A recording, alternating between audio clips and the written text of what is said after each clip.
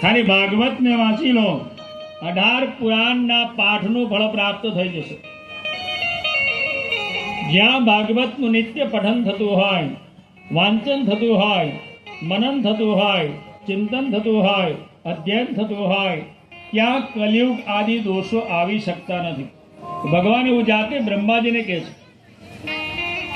ત્યાર પછી ભગવાન કહે છે કે વૈષ્ણવ કોને કહેવાય? બધા કહે કે ભાઈ હું તો હિન્દુ છું, હું તો વૈષ્ણવ છું. હે, એવું કહેનારાના ઘરમાં જ તમને ગીતાજી જોવા નહીં મળે. જે કહે કે હું વૈષ્ણવ છું, હું હિન્દુ છું, એના ઘરમાં તમને રામાયણ નહીં મળે, એના ઘરમાં તમને ભાગવત નહીં મળે, એમના ઘરમાં તમને વેદની પુસ્તકો જોવા નહીં મળે.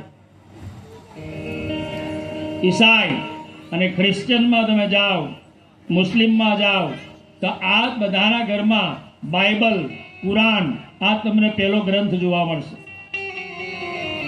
ત્યારે આપણા હિન્દુના ઘરમાં એક ગીતાજીનું પુસ્તક પણ જોવા નહીં મળે. ઘણા એવા ઘરો છે, કદાચ પૂછીએ તો એમ કે મારા દાદાજી વાંચતા હતા અને દાદી પાઠ કરતા હતા, પછી એ ગયા એટલે ગીતાજી અમે ગંગામાં પધરાવી દીધા. દાદા ગયા ને દાદી ગયા એટલે ગીતાજી ગયા.